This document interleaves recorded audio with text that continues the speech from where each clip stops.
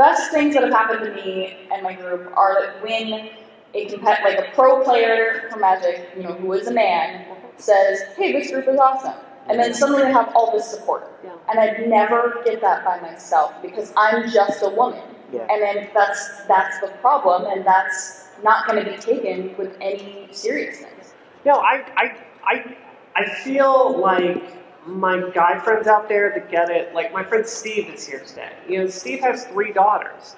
And, Brianna's talked on Twitter or app.net about feminism, blah, blah, blah. It's a day of the week that ends in Y. But when, Steve stands up and tells people like, hey, this is something you really need to think about. I really appreciate that because he's doing it as a peer. And his voice carries more weight because it's like a guy saying to another guy, hey, you need to knock that off. Right. And we really need you guys as allies. And, being a feminist doesn't mean you turned in your man card. It means you get it. Like, you're awesome. Yeah. Like, there have been studies that show that, like, men that are feminists actually have sex more often. Right. And not necessarily with women, by the way. But it's like, if you're an ally, like, we desperately need you. Yeah, and I'm really asking for your help here. We can't fight this war by ourselves. Yeah, we need all the voices that we can get. We really do. And those voices need to be as diverse as the problem is. Thanks for setting up this panel, by the way, Ken. I appreciate it.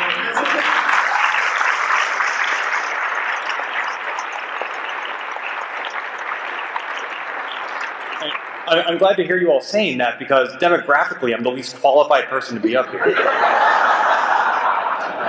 So speaking of multiple voices, we want to open up for Q&A, so if you want to line up in front of one of the 2 mics. But while you're lining up, I want to address one more question that came up on Twitter to Susan and Brianna. Is being a game dev and being pregnant incompatible? And can you have kids in this industry? It's a lot harder. Yeah. It's a hell of a lot harder because you figure when you're out for maternity, that is at least 2 months. You are not in the office. You're not working. You have vanished. That is like light years in this industry. And then, of course, you kind of want to spend time with your kid. And however much things have changed over the years, women are still the primary caregivers of children.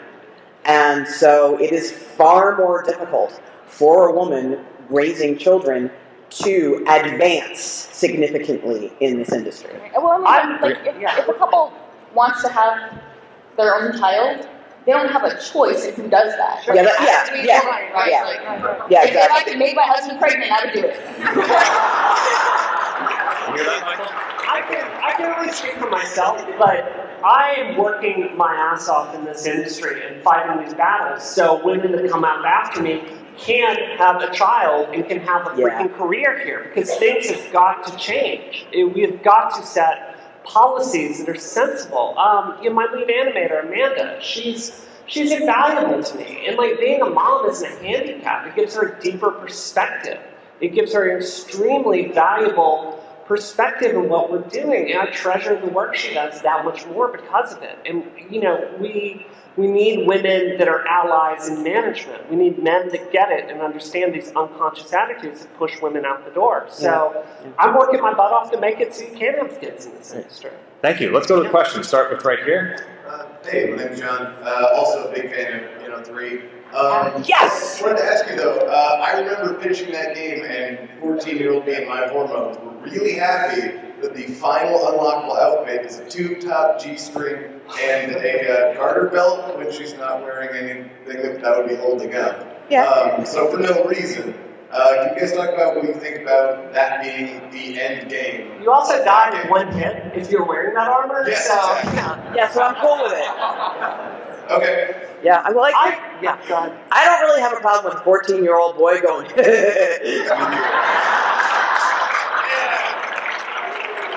24 now, so it's different.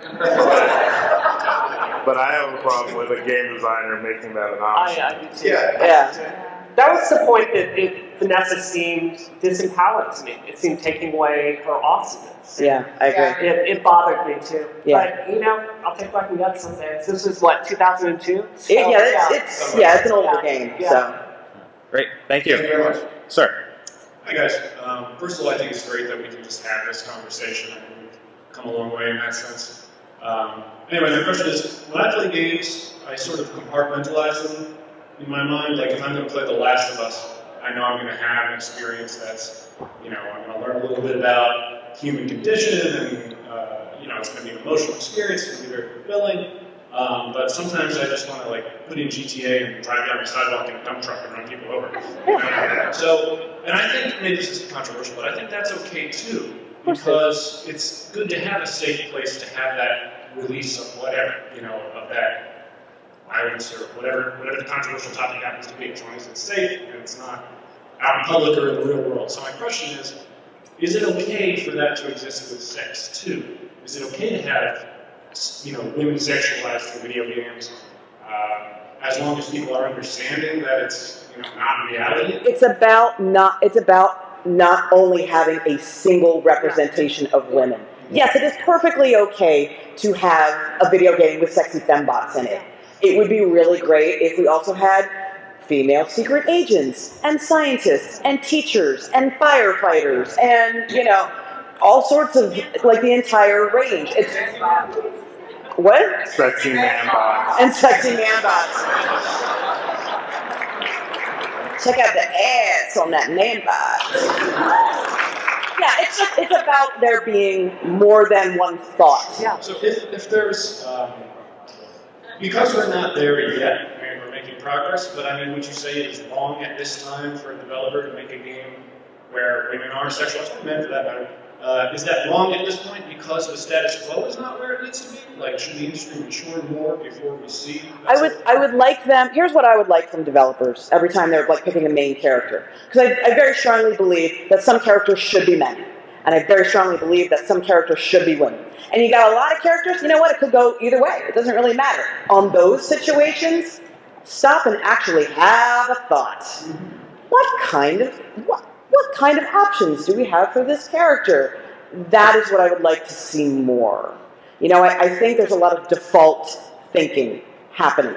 I don't think it's wrong per se to have a particular kind of character or representation in a game. What I think is wrong is when that was just the first thought they had. And it's not what could we do and how could this go? And you know what I mean? When there's not more effort put into the consideration. Well, and sexuality can be represented in so many different ways. And it can be empowering, it can be uncomfortable. There are so many different things you can do with it. And I think as long as you're making that choice, what does the scene mean for the story, for the game, instead of just hey, we can do sex here, right? That's what matters to me. Great, thank you. Hi, my name's Eric. Hi, Eric. I'm in a class in my college right now it's a game writing class, and for our final project, I'm working with two other guys. In the game we're working on, we come up with the idea of a sci-fi shooter. We play as a woman, and later in the game, we had the idea that maybe she's trying to find long lost daughters, and all out Kill Bill. And but we're a bunch of three white guys, and I'm wondering how long would it be if there were a game that covered something maybe the emotions of motherhood or something like that hasn't really been tackled in games before.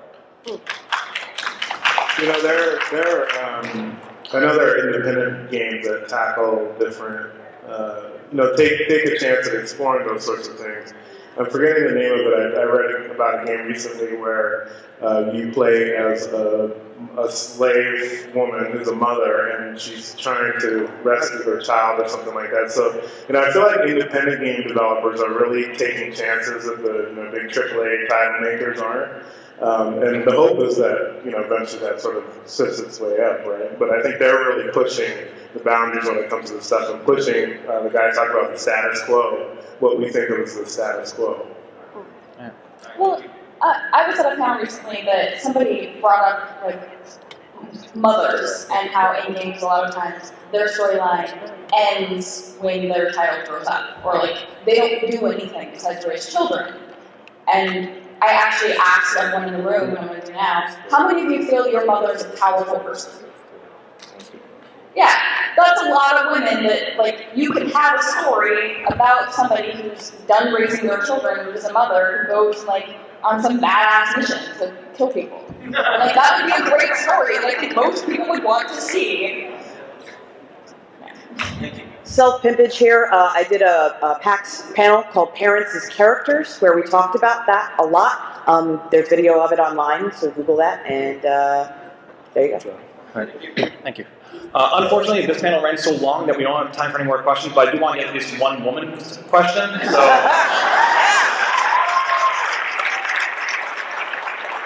So thank you to the enforcers for allowing me just a little bit of overtime. Sorry, boys.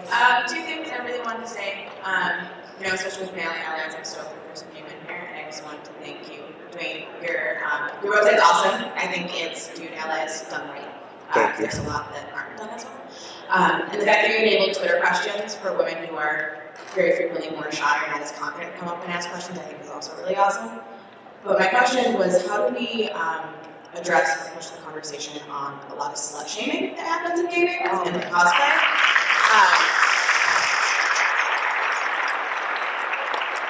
How do we turn that conversation more into like women empowering themselves and not being as like women wanting attention, like for like women on women like hate and empowerment, and then also like having each other's backs as women in a way that men can't get on us and how we do. I just want to hear your thoughts on that. I think it's really, really key to get women involved in the game development and story making and every aspect of it. Because from that comes the kind of sex positive, inclusive, the kind of conversation you and I could have together versus maybe you with someone else. And I think that tone comes very naturally when you have diversity in the game development process. So I really think that's the key to getting that. And I think it's incredibly important. There's no one right way to be female. We get told a lot that in our community, there is this very much dismissive notion towards being girly, being sexy, wanting to be pretty, and it's disgraceful to me. There is no one right way. If you're super brainy, awesome. If you want to go out in 3-inch heels and a miniskirt, rock on. Just go do you. And if someone has a problem with that, that is their problem.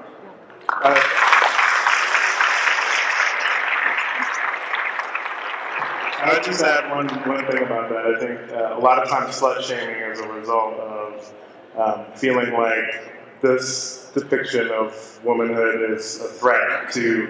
It encourages men to treat me that way. So because it's really a sort of, for women, it's often a self-protection thing, right? Sort of like, I'm gonna, I don't want that put out there as this is what I am, and so to protect myself, I'm gonna shame this woman. I think people need to understand that those aren't connected, right? Whether how a woman is dressed and who she chooses to sleep with has nothing to do with patriarchy and the fact that sexism is going to exist regardless of that. And so we need to. I think if people could understand that a little bit more and be a little bit more supportive of each other. And then again, I would just reiterate what I said earlier about men in those situations also standing up and saying, "Hey, that's slut shaming.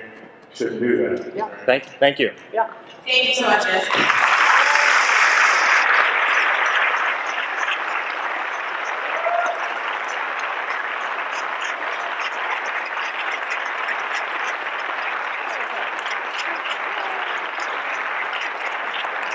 So thank you all for coming. It's really encouraging to see so many people interested in this issue, especially at PAX. Keep the conversation going. We in Flawed, don't be a dick. Be excellent to each other. And the more people we have in this industry, the more gamers we have to game with, the more people who are passionate about gaming, regardless of their gender, race, age, or looks, the better off we all are. Thank you.